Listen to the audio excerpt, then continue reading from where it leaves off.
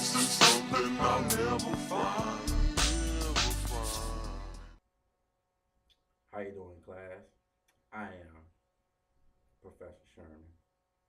Now, today I will be going over in your book from pages 220 to the end of the chapter. I'm going to start off going over table 11.5 with the explanation of political power. Now, in this table, it breaks it down into three basic forms. And those forms are the imperialist model, the power elite model, and the patriarchal model. Now, here in the first table of the section, the imperialist model, it breaks down and says that the political power is pretty much divided in a whole as the people. And who has this power is very broad, which means that it's open to discussion. It's open, like pretty much everybody can get involved in this. And the citizens has the source of political power, and not one group dominates another politics. Now, the leaders speak for a majority of the people, which means majority rules. And that's how that table or that part of the section breaks down. Now, the power elite model says that the rich people, the upper class, the government officials, the business, top level business executive has the power. So either you in the military, high ranking official, you got some say so, or you're gonna need some of this. Which means if you don't have any of this, then you won't have a say so in anything. The power distributed in this form of government is very narrow, and it's narrow because the rich people in the government official pretty much decides the rules and regulations of how the economy and the world works. Now, what's the source of that political power? Money. Wealthy people in governments, corporations, top executives, they have what they have to say so in pretty much everything that goes on. Now, if, does one group dominate another in this form? Yes. Now, do political lead do political leaders represent average people?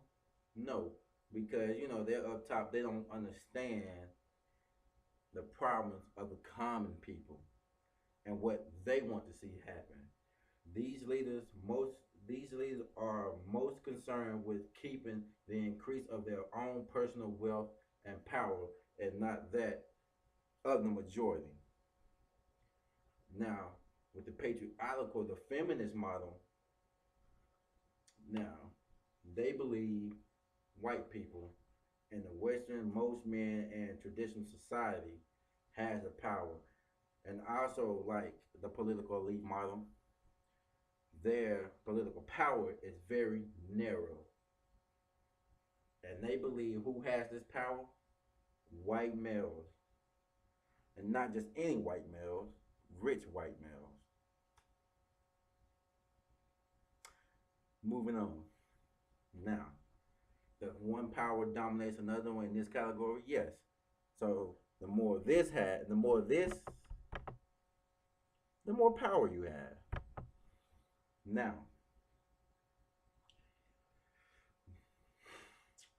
the leaders in this, do they represent the average person? No. The leaders, the leaders are rarely women and have decision making powers. Who have decision making powers? And that's the end of that. So the book goes on and explains that 1% of all American are millionaires, and the critic doesn't agree with the peerless model. Now, 1% of all Americans are millionaires, and 50% of those Americans are in Congress, which means they do not understand or capable of knowing the financial burdens that the common people face, which brings us to our next model.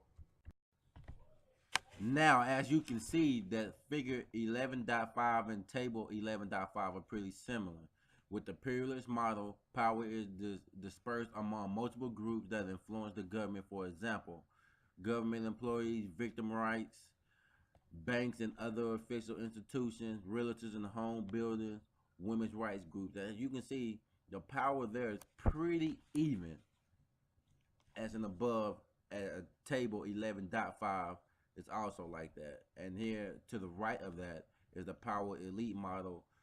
And you see the top level is 1%. Those are the millionaires, the CEOs of large corporations, high ranking lawmakers and executive branches, and top military leaders. The middle level, which is 8%, most of the Congress, lobbyists, entrepreneurs, people with a little money on them, and the masses, the common people, which obviously make up the majority at 91%. Now, this power elite model is pretty similar to the conflict theory power elite model on table 11.5 and also the feminist theory on table 11.5. All right, that pretty much explains table and figure 11.5. Now we're going to go over the critical evaluation of each of these and explain more about and discuss what these mean. Now, the Peerless model of critical evaluation states that the poor and the disadvantaged doesn't have the financial or the educational background to even have any type of input or say so in political decision, which I absolutely believe is true. And therefore, those who are poor and disadvantaged at times, some of those may care, but if they don't have the education or the financial backing, they really have nothing to say, and in turn they really don't care or even try to care what goes on in the political world. Now, the conflict theory of the power lead model states that a small group controls every major decision ever made, like going to war and stuff like that, which I actually believe is true. And do they really care about the common people? I actually believe not. I mean, if you worth a couple $1,000,000, you ain't gonna be hanging around with a bum and actually take heed to what they're saying and their problems. You're not gonna care because most people are selfish, and that's just what it is. Care about their own self, and pretty much the way the world is now. We all know it's most of this stuff is about money, and money is the root. Because to have money, that means you have power. So power is what I feel they really after, and money just helps that. If you have a lot of money, you got power. The more money, more power you're gonna have, and that's why most of these government officials and, and congressmen are pretty much millionaires. So now, here in the peerless model, they argue that the common people, for the critical valuation of the power elite, that they believe that the common people understand what's going on, and that's the reason why they vote to elect officials that have their common interests and goals. So therefore, they feel that the power is equal, which a lot of the cases probably not true. May be true, but probably not true.